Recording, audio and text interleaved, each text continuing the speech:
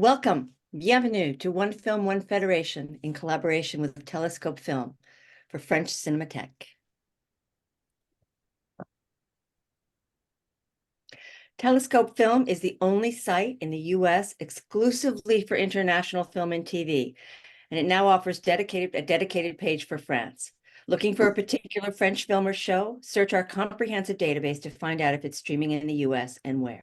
Not sure what to watch? As long as it's French, see what's new and what's popular from France, or browse our curated content. There's a new themed collection every month. From the classics to the French New Wave to the latest series, the French page on Telescope is a home for fans of French film and television. AFUSA is the largest Alliance Française network in the world, helping 25,000 learners of French each year learn French, live French, and love French.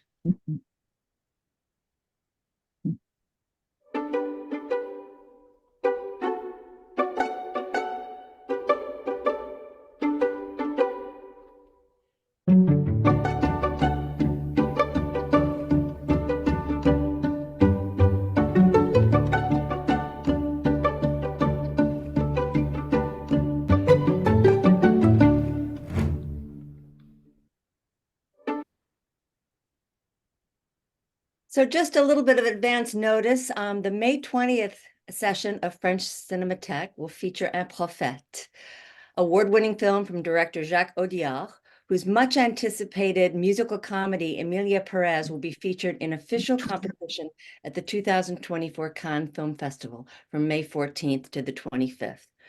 Un Prophète was the winner of the 2009 Grand Jury Prize at Cannes and nominated for the Palme d'Or.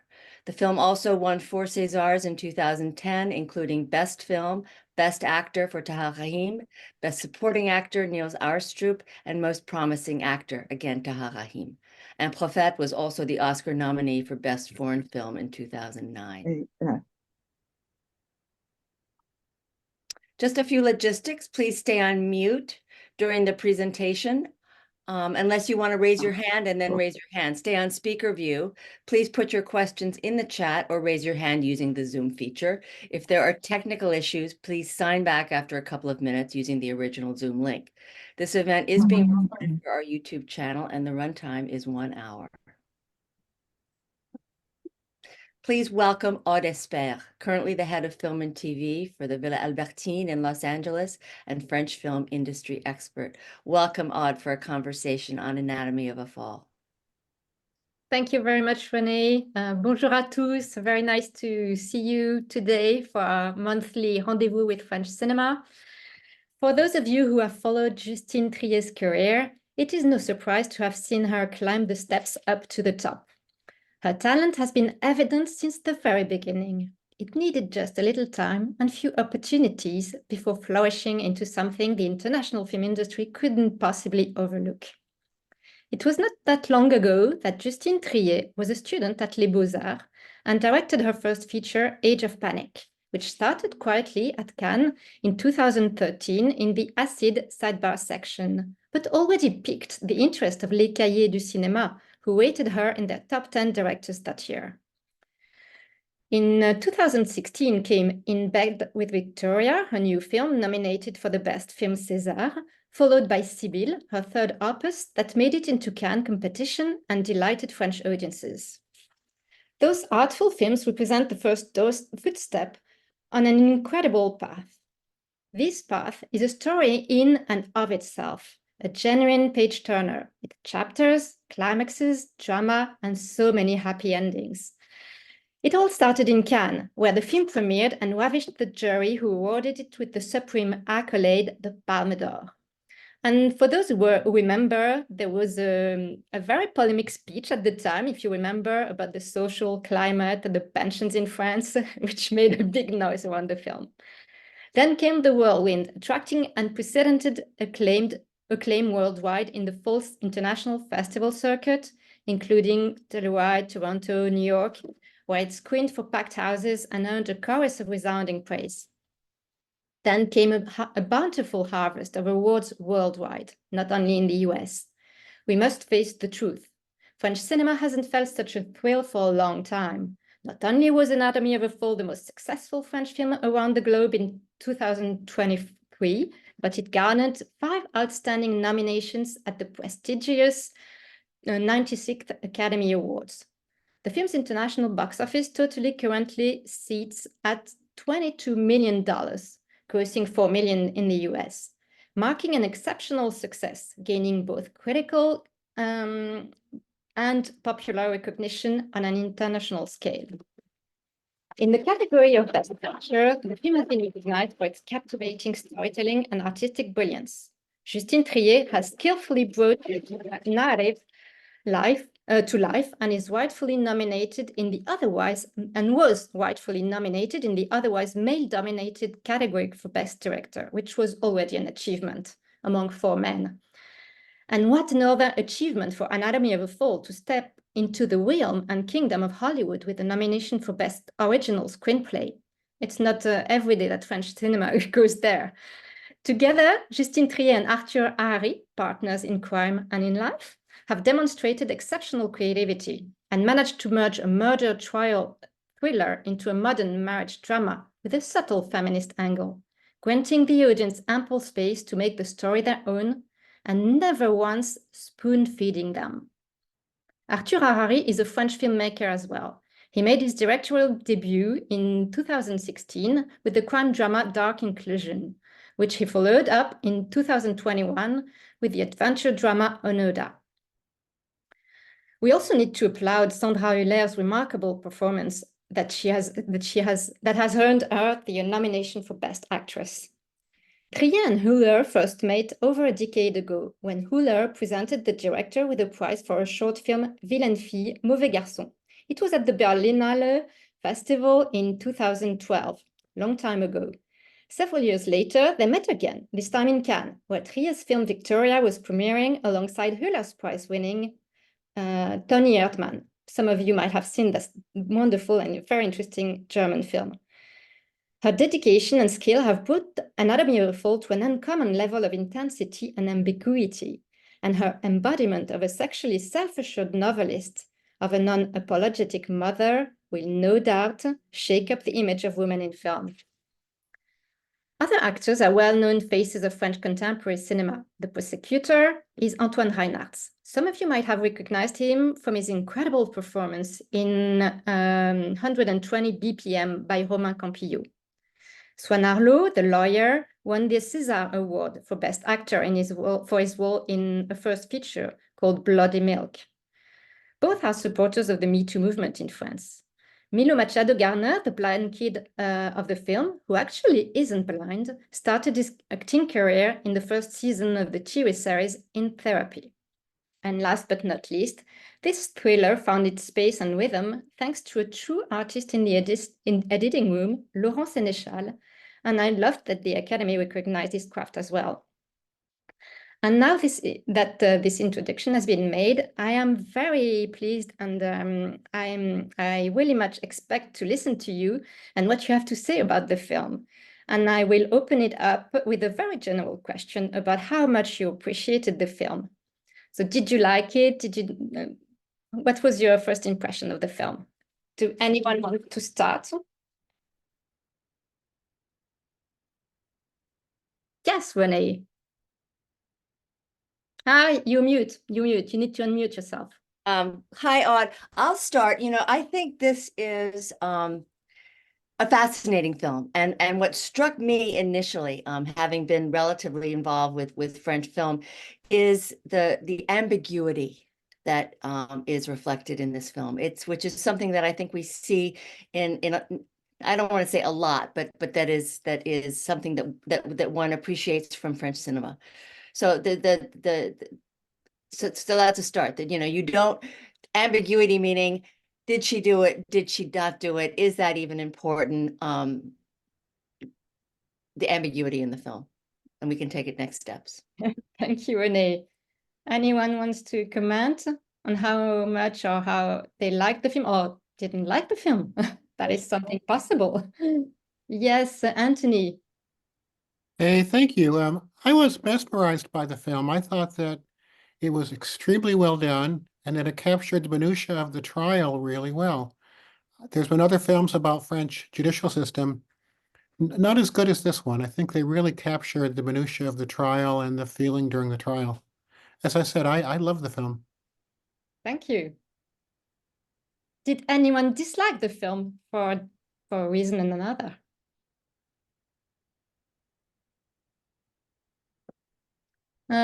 Pierre? Pierre, or you can call me Pierrette if you want, but I prefer Pierre. Pierrette. I love the film so much that I've seen it at least 3 times, probably more than that. And yeah, and I think, I've liked it every time.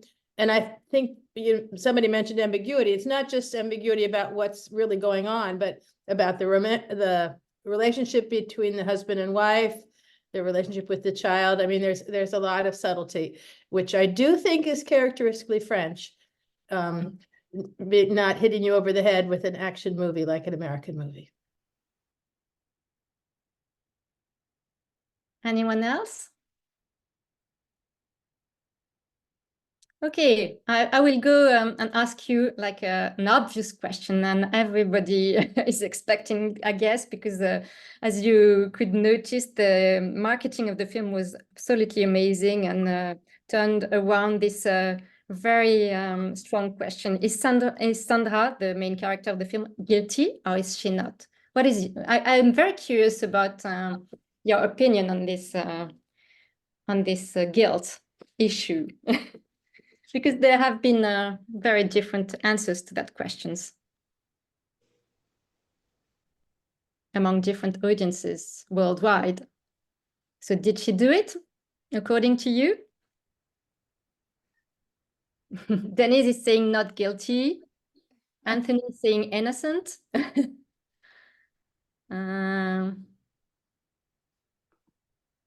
Maureen. Mm-hmm. When I first saw it, I shifted back and forth.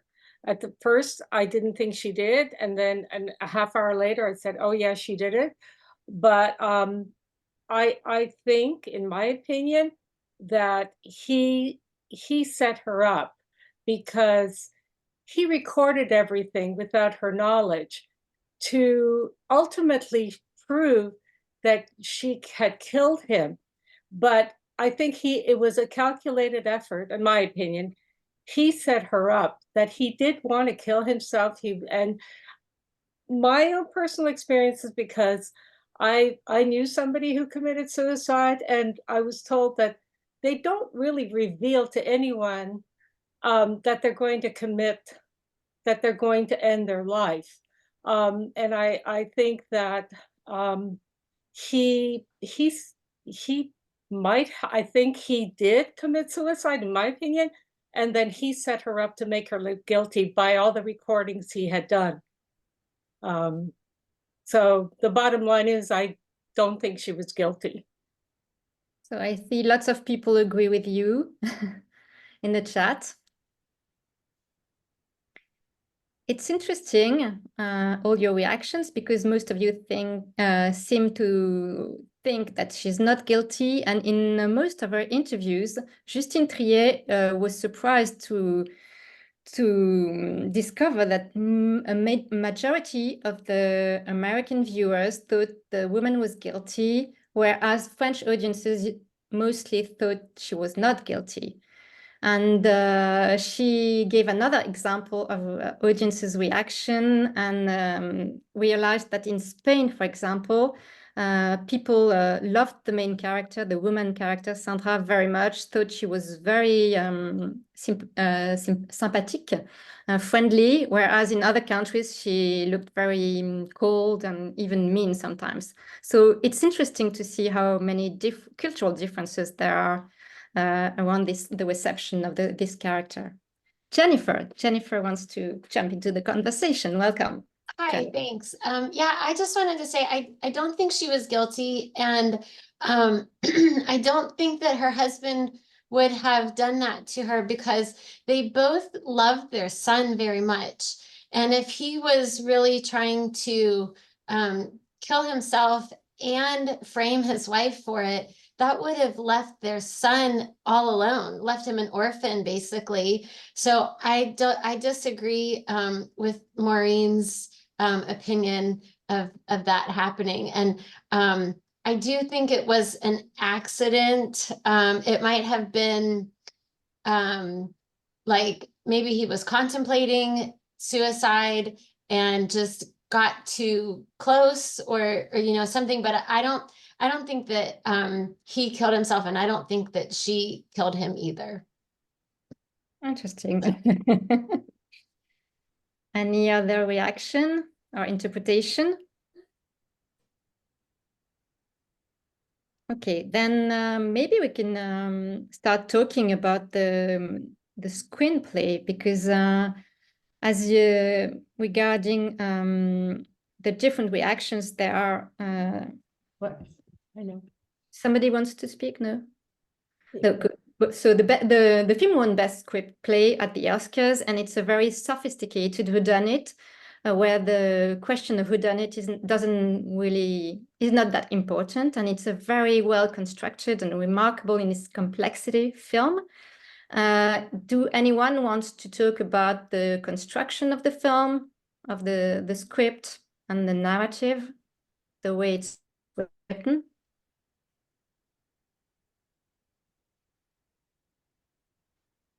What do you think the film really is about? Is it really about for us to know who's guilty, do you think?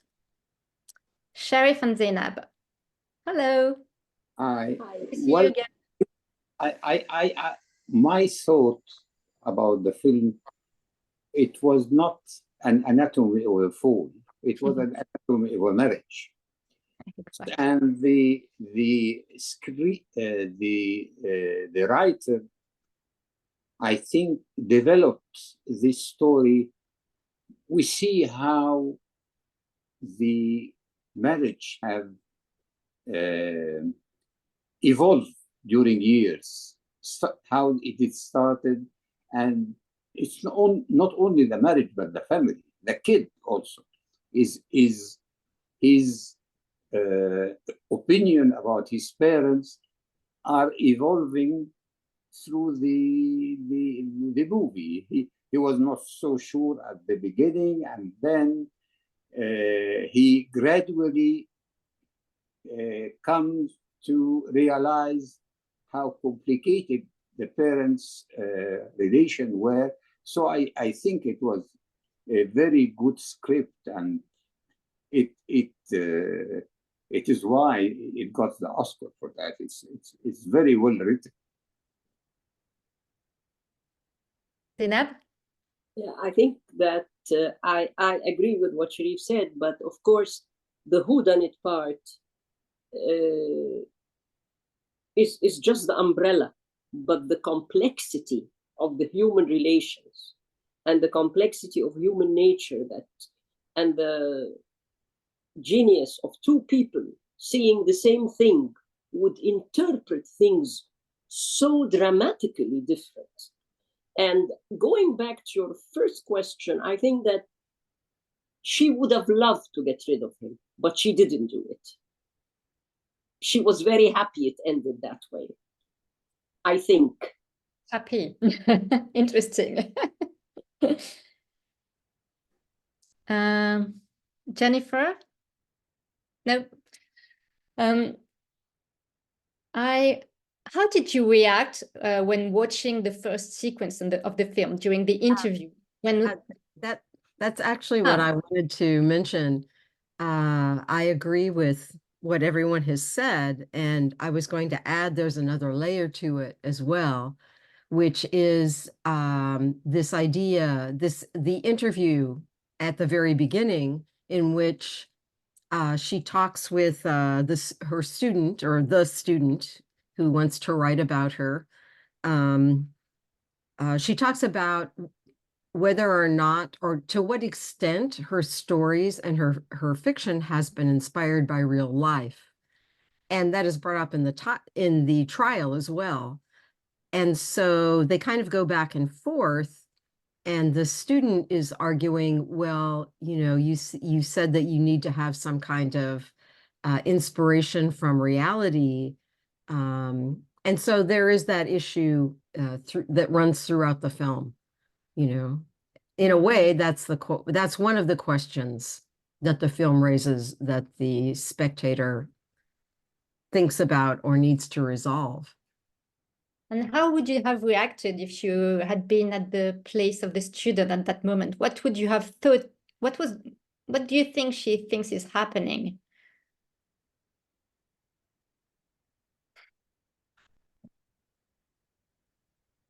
Like she comes from for an interview and she's unable to do it, and the woman doesn't ask her husband to lower the music. Or what did you feel as a spectator, as a viewer during this scene? What did you think was happening? Jennifer. Yeah, I thought that the husband was a jerk. Yeah, I thought, how rude. He's just playing the same song on repeat over and over. And his wife is trying to give an interview downstairs. And the fact that she wouldn't go ask him to turn it down, to me, said that she knew what the situation was and that he wouldn't turn it down. And if she went upstairs, he was just going to make an even bigger scene. So it was better just to let him do what he was doing and reschedule the interview for later. Thank you for your point. I totally agree. I see somebody raising her hand.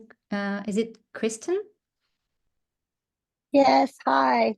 I Hi. just was going to say, I don't know if I'm the odd one out here, but I thought that her and the student were kind of flirting. I got the impression she was flirting with her.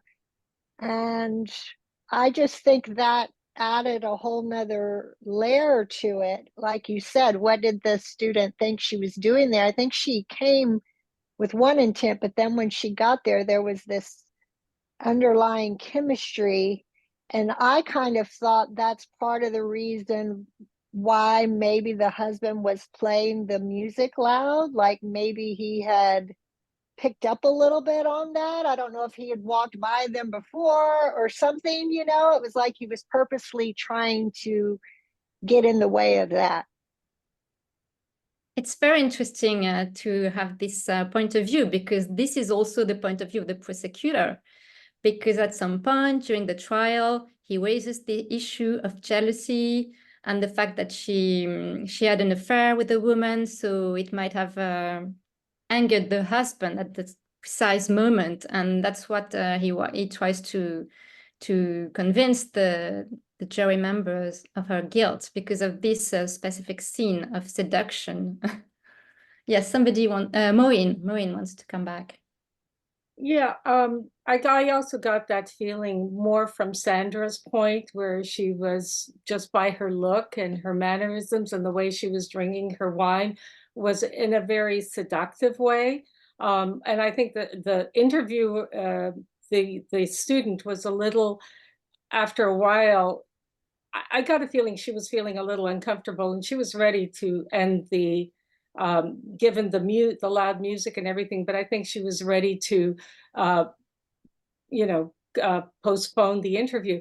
But I do go back to the husband, and that he had a lot of deep, he had his own demons, because throughout the movie, he was riddled with guilt because he blamed himself for the son's accident.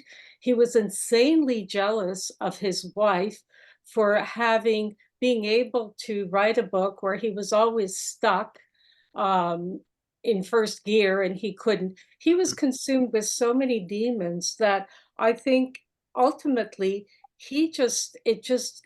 I think exploded in him, that he really did anything he could to antagonize his wife, to make her look like she was the bad one. And again, I go back to the recordings, where, he kept recording everything without her knowing. To me, it was a deliberate way. It's like, you're the one that's causing me to become this way. And I think there was definitely intent there and a purpose for doing all of that. But again, I think he was deeply, deeply troubled. And again, I really think that he felt completely lost, and that his life was nowhere to go. So I don't know. He was deeply disturbed. Thank you. Thank Sure. you. Sure. Anne? Yes, I just going back to your question about the structure of the film. I loved the opening because it did throw you off balance right away, and you did have to start thinking right away and trying to fill in these unspoken facts and feeling like it was starting with this minor character and not obviously with, like, you know, what we do from the trailer. So I loved how it just grabbed you right away, put you off balance, made you start thinking, and I'm looking forward to what will happen next, which, if I recall correctly, was like the long walk in the snow by Daniel, which was kind of like a calming scene after that. Exactly, and the complexity is there still at the very beginning of the film. Jeanne, do you want to add something? You need to unmute yourself, Jeanne. Or Jean, maybe I'm not pronouncing right. Oh, excusez-moi. No, c'est Jeanne. C'est Can you hear me? Yeah. Sorry, I'm on my phone and I couldn't get to the. I just wanted to bring up one little point in the restaurant towards the end of the film when they go out to celebrate the win with her defense attorney, her former lover, and they're in the booth together. The other women have left, and there's that one moment where she is about to say something to him. Oh, no, wait. He's left and he's coming back, and she has a thought. She's alone, but she has this moment where it's like, no, I'm not going to tell him. And that was the one part where I thought, I wonder, what was she going to say? What was she thinking? Was she thinking of, hooking up with him that night, or this whole question of whether, or not she did it? So I'm just, I wondered if anyone else noticed that and what they thought about that. So that's it. Anyone wants to?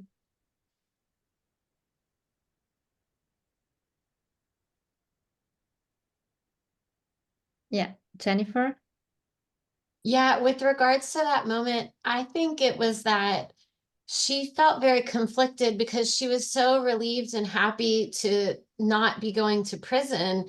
But at the same time, she had lost her husband. And even if they didn't have the happiest of marriages, it was still her husband. It was her son's father. And I think that it sort of set in with her like, okay, now the trial's over.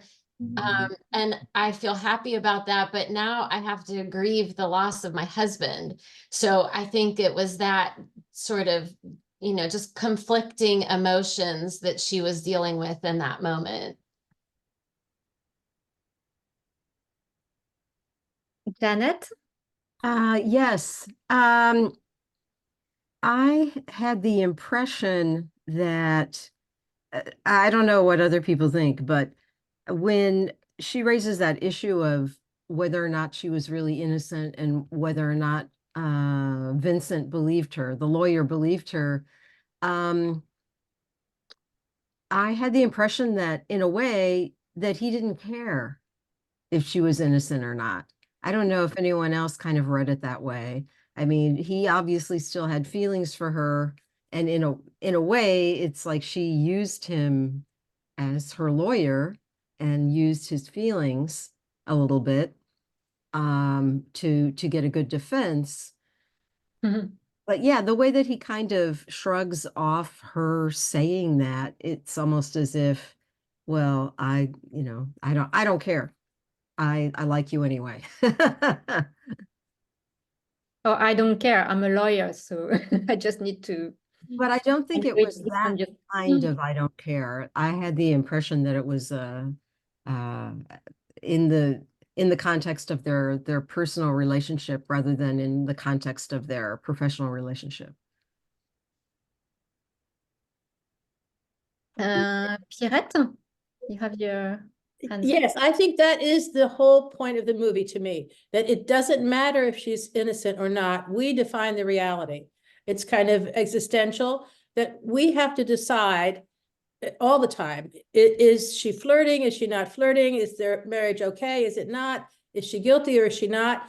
And I think that's what a lawyer does. They take all the facts and then, they make a case one way or another. It doesn't actually matter guilty or not. They argue that, and especially in the French system, where you're, anyways, guilty. But I think she's saying that's what art is, and that art is a presentation of a story in which the viewer or the listener or the audience makes a decision about what's happening. And so there is no right or wrong answer. It's our interpretation, because it's a work of art, and that's what it's saying. very interesting, good point.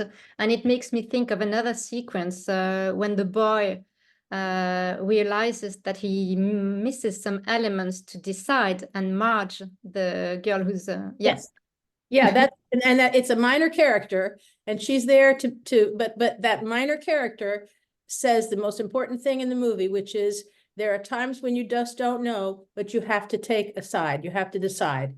And I think that's what the whole gist of it is.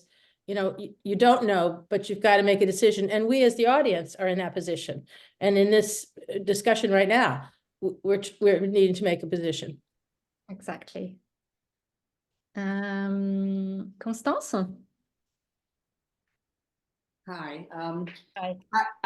I totally agree with what was just discussed, that the whole scene where in court with the boy testifying at the end, where he sort of clearly laid that out.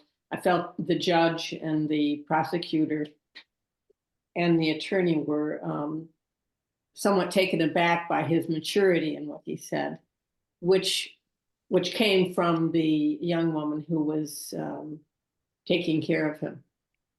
And I think that is, in a nutshell, what the movie was expressing, is the ambiguity. To one person she's guilty, to someone else she isn't. So I think that was very telling. Yeah, thank you, Constance. Jeannette? I just wanted to add, okay, I'm losing my train of thought here. I wondered why a number of people seem to think that she was innocent, and I did also.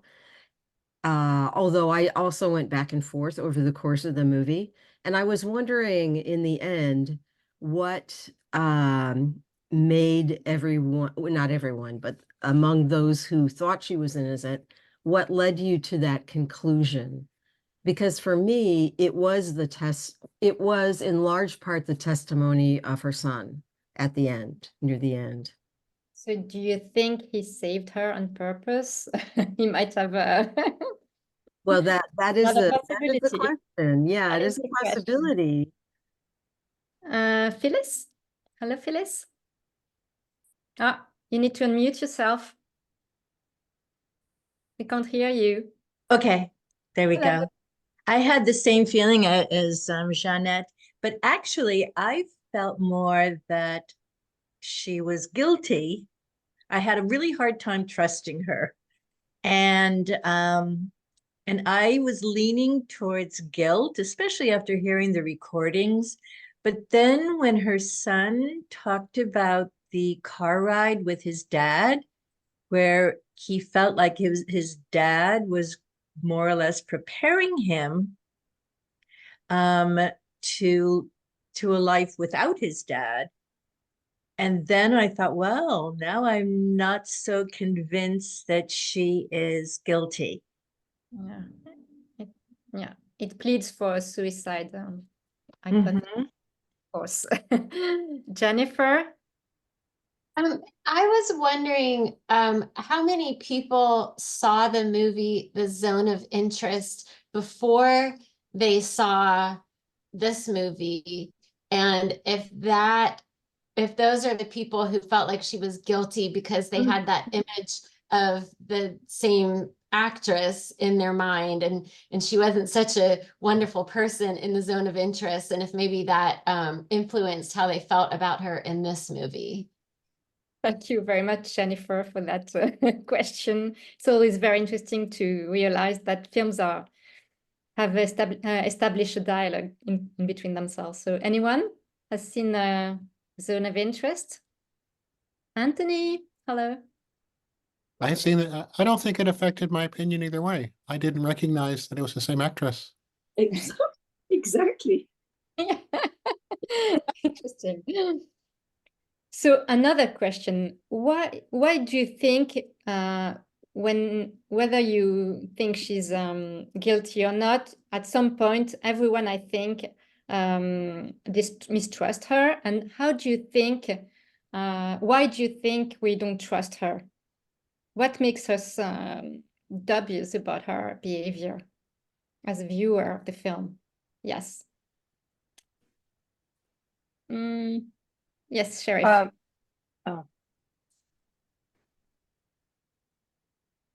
Can I bring up Jeanne? Oh, I'm sorry, because I'm so bad on my phone. I just wanted to bring up one other point. Well, one, to answer your question, that her sort of detachment, she's very cool and seemingly detached. I mean, for someone to be able to go up and write the way she described she did when that music was going so loudly, pretty unbelievable. But on a different note, besides the testimony of the son, which I totally, that whole story about his father, that sold me, and also the experiment he did on the dog. So the thing with the aspirin or whatever his father had OD'd on, that he fed the dog, which was so hard to watch, but that, like, he was deliberately doing that to see if it, to prove to himself that his father had tried to kill himself. That was very intense. Indeed. So can we go back for a minute to Sandra's character? Yes, Sheriff, because I think you had something to say, but you froze. No. Well, I just wanted to comment about your previous question about why people or audience will think that she did it. The script in the character development of Sandra, he made it, or the script made it very cold. You know, she is not a lovable character. She knows what she wants. She is ambitious, and she doesn't care about others. So I think the point here is, don't judge people by their characters. You might like them, you might not like them, but because you don't like them, they are not guilty. There is a difference between them. That's what I wanted to say. Yes. Zainab? I think that's my personal opinion, of course. We all come with our baggage. And Sandra I mean, people would find it easy to believe that she did it because she is strong. She's very modern. She's very talented. She was the one who had several affairs, not the husband, which is very untraditional. Usually it's the other way around. And we are conditioned to see these things with a magnifying glass in women. We are not conditioned to see, we may think they're bad or wrong, but that doesn't make the man criminal. But it does when it happens from the woman. And of course, Sandra is typical of that. And having an affair with a woman for people of a certain age and this and that, I mean, I think this is the, and then she is superior. She is more successful than he is, and more. I mean, she achieves when he doesn't. So the complexity of it, I think this was the greatness of the whole, that just a courtroom drama that is not only a courtroom drama on the surface, but it's really the complexity of the human relations.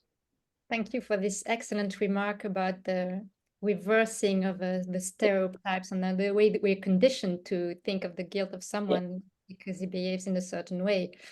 Jeanette? I just had a little thing that I wanted to add. I completely agree with Zainab. And another thing that struck me listening to them fight is that at one point she says, she talks about the fact that they haven't been having sex. And she says something like, she isn't willing to go without sex. She can't go without sex indefinitely. And once again, that's something that's the remark we would expect to be coming from the male in the couple, because that's just the way society has perceived male-female relations in the past. So for her to say that again, it reverses the usual way of thinking about sexual relations in a couple. Thank you, Jeanette. Exactly. You're right. Interesting. Joseph? Yes, I was wondering if Justine had watched the French documentary series, The Staircase, because this case reminded me so much of that, where the accused was revealed to be bisexual, and it's a fall down a staircase. Whether it was accidental or murder is kind of the question you have to answer watching it. And the character of the accused in The Staircase was a very cool guy that a lot of people read as guilty. Other people saw it as an accident. That there were other theories as to why his wife fell down the stairs, including an owl flying into all kinds of things. But I found it strikingly similar in that at the end you're really left with an unresolved murder case, and I think unfortunately that's what happens 9 times out of 10. We'll never know. And the tragedy or the real drama to me is that boy has to live forever not knowing for sure if his mother might have killed his father. It's an incredible story. Yeah, you're totally right. I never heard Justine mentioning The Staircase. I heard her mentioning Anatomy of a Murder by Otto Preminger, and Samuel Fuller, White Dog, but never that one. Next time I'll ask her. Because that was a French production. Yeah. Maybe to go on this conversation about the stereotypes and the misogynic natural reactions we have judging people, I'd like to focus on the therapist testimony. What did you think of it?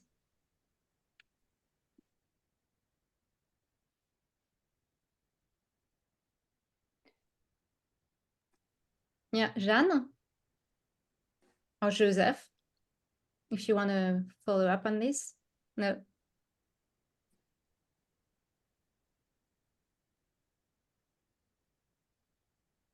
So what did you think of him calling her a castrating character? To be more precise. Jeanette? I didn't care for his character. He seemed to have a real bias against her, and he seemed to be in the courtroom psychoanalyzing her, even though she had never been his patient. So everything that he said about her was because of things that her husband had said or based on things that he had said. So the fact that he was so adamant in his opinion about her, I thought, in my mind, discredited him, basically, and discredited what he was saying. Yeah. And I like the way she answers him, saying if her own psychoanalysis would have been there on trial, he would have said ugly things about the husband. Yes, Sheriff. Well, because you asked this question now, what goes into my mind, there is something called the patient-doctor secrecy. How he was allowed to say what the husband told him in a courtroom. At least here in the United States, he can do that. I don't know about French law, but you just alerted me to. This is a good point. I don't know if to allow, like, usually a doctor is not allowed to disclose the secrecy. I don't know. Maybe it's only fiction. It's not a documentary. So, but I think it depends on whether or not they're still alive. If once they're deceased, it makes a difference. Probably. Constance? Yeah, I found, unfortunately, the therapist, or I don't know if he was a psychiatrist, I guess because he dispensed medication, maybe he was, but I found him to be thoroughly irritating and gave a bad testimony based on protecting his own reputation, because his patient, if he admitted his patient killed himself, then maybe he didn't, maybe he felt criticized by that or felt badly about that. So I thought that was a very unfortunate character. Okay, so let's keep that one. I realized that nobody really liked him, so he's not the best. I'd like to ask another question about an important issue in the film. It's the question of language. This film is partly French and partly in English, and it's a French director. What did you think of the use of English in the film?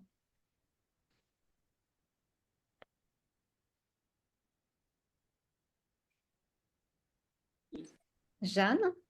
I don't know if you have raised your hand or if it stayed that way.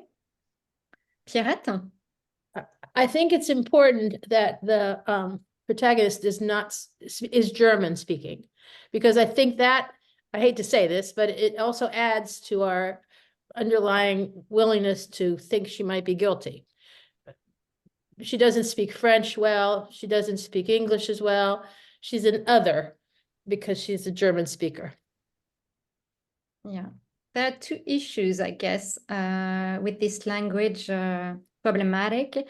It's the way that she has to speak French during the trial, which makes it, I don't know if you realized, if you're English native speakers, but when she speaks in French, she's really less comfortable than when she speaks English, and it makes it really hard for her to answer precisely to the judge in the courtroom. And there's also that second issue about language. It's the fact that the language is something conflictual in the couple. They're talking about it during the recording of the fight. Yes, Sheriff? I think you are right. The script made it like that in order to show the lack of communication between the family. So she has to speak English, which is not her mother tongue, and he has to speak English. And the boy is, disturbed because he speaks with his father in French and speaks with his mother in English. I don't know why he didn't speak with her in German. That's a good question. So she has to not use her mother tongue even with her son. So I think there is a signal here that see how the family is is strange between themselves.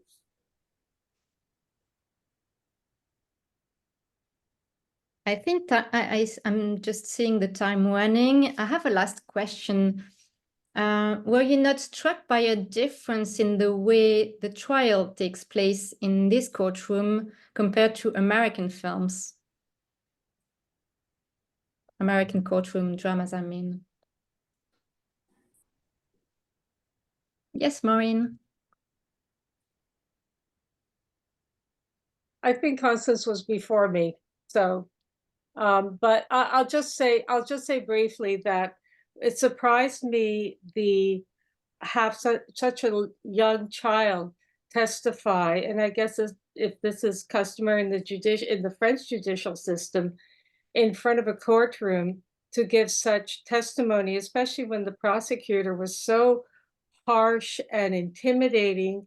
And I have heard, I don't have any personal experience, that usually when a child is that young, it's done in a judge's chamber with both the prosecutor and the defense, and not in a public forum in front of an audience. And I think it was very disturbing, and almost to the point where the prosecutor was being so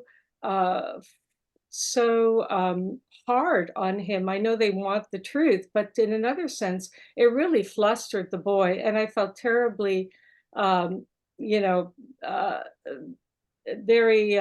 conflicted by his approach in questioning the boy in front of a courtroom like that, which I think is unusual here in the United States. It's not done. Anyway, so it really disturbed me that they put this young boy, under such pressure.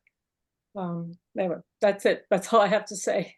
Thank you, Maureen. I think the script is tackling this topic at a certain point when they ask the boy not to go to the audience, but he pushes and wants to stay because he wants to know the truth, and he's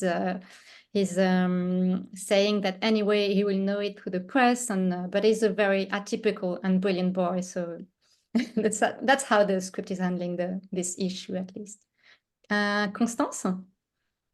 I think when he gave his last testimony, when the young boy gave his last testimony, if I saw it correctly, it looked like his caregiver, his temporary caregiver, was in the audience. His more long-term caregiver was in the audience.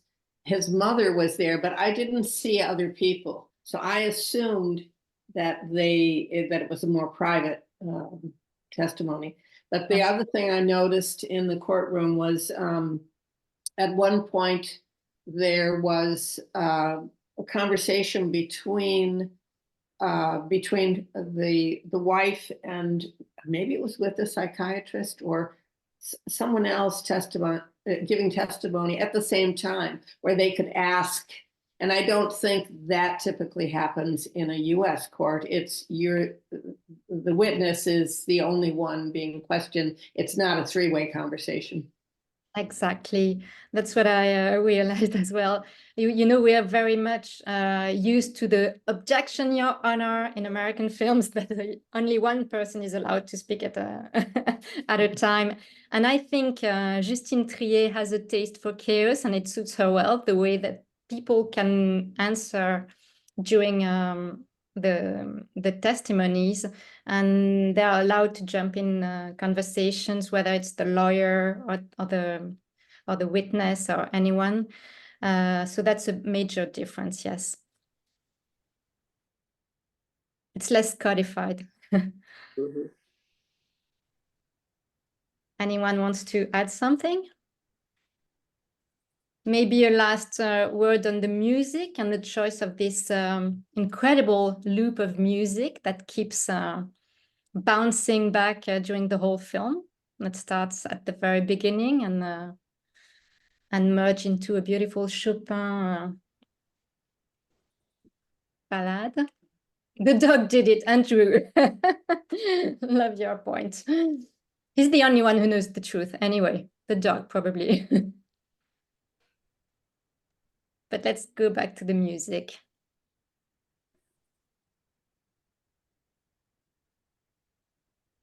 Maybe I can address to Renee, because she read something very interesting in the press regarding the choice of the music. Renee, if you're still First there. of all, Yes. hi. I was very surprised in just doing a little bit of research that the opening piece that Justine Triet wanted to and she couldn't afford the rights to was Dolly Parton's Jolene.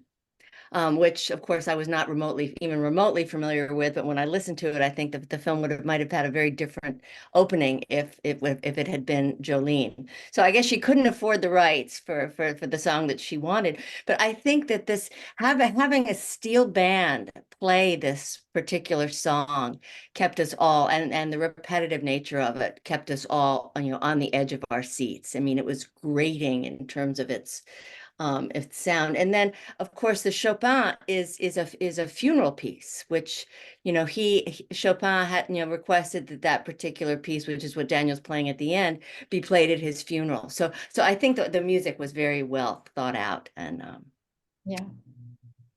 And why do you think Daniel keeps playing repetitively the song when his father was murdered or committed suicide, whatever? Why do you think he's playing it on his piano obsessively?